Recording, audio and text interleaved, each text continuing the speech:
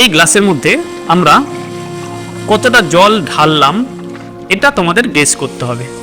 এবার বলো এই গ্লাসের মধ্যে ঠিক কতটা জল রয়েছে। 200 মিলিলিটার, 300 মিলিলিটার, 400 মিলিলিটার, যেটুকুই জল থাকুক না কেন, এটাকে আমরা কতক্ষণ ধরে হোল্ড করছি। আমরা যদি এটাকে 5 মিনিট হোল্ড করি, আমাদের হাত ধীরে ধীরে ব্যথা হওয়া শুরু হবে। এটাকে যদি আমরা 1 ঘন্টা ধরে রাখি, আমাদের হাত অনেকটা ভার হয়ে যাবে, আমাদের ওয়েট নিতে একটু কষ্ট হবে।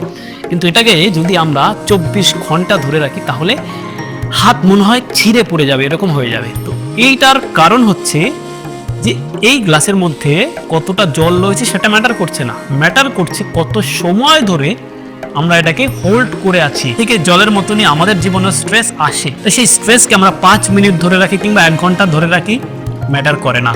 কিন্তু যখনই সেটাকে আমরা 24 ঘন্টা, তারপরে সেটাকে দিনের পর দিন হোল্ড করা শুরু করে দিই, তখনই আমাদের শরীর মন ধীরে ধীরে ভারী হতে থাকে। তাই সবসময় আমাদের একটা জিনিসই করণীয়, যে এই গ্লাসটাকে সবসময় আমাদের নিচে রাখার হ্যাবিট গড়তে হবে। Thank you.